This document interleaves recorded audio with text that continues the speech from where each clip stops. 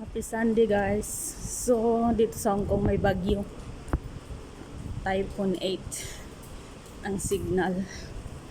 Pero late na tayong lalabas. Yan mo, ang daming dahon. No? Lakas ng hangin kagabi. Nagising ako, ang bintana ko napakaingay. Akala ko matatanggal na.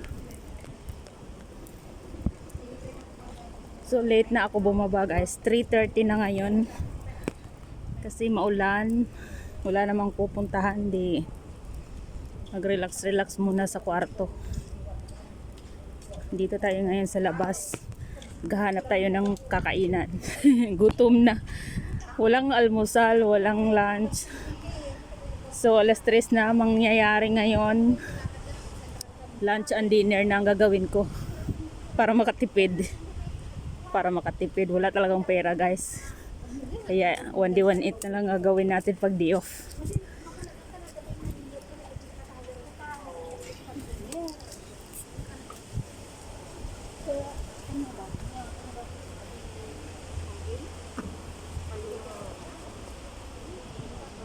Ito lang yung chung-on. Gusto ko sanang kumain ng sa Syria. Unlimited drinks kasi doon. Kaso ako lang mag-isa. Wala ka man lang makausap.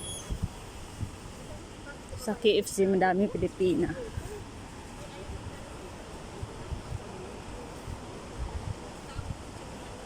Tahimik na, umalis na yung bagyo. May puno doon na tumba.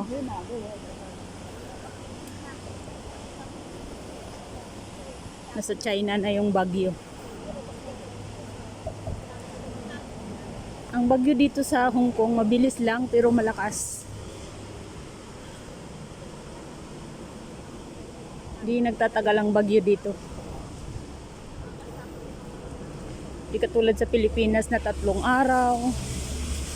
Tapos, yung bakas hindi pa matanggal-tanggal. Kasi yung baha na iiwan yung baha. Dito pagkatapos ng bagyo parang wala na. Ilinisin lang ng mga yan wala na, hindi na halatang binagyo.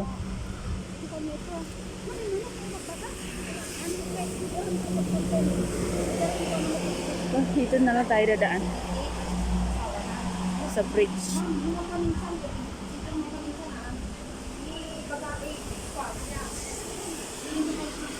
Maulan pero ang init.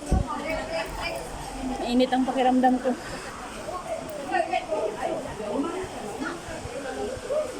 Ang ganda tumba yung mga bike ko.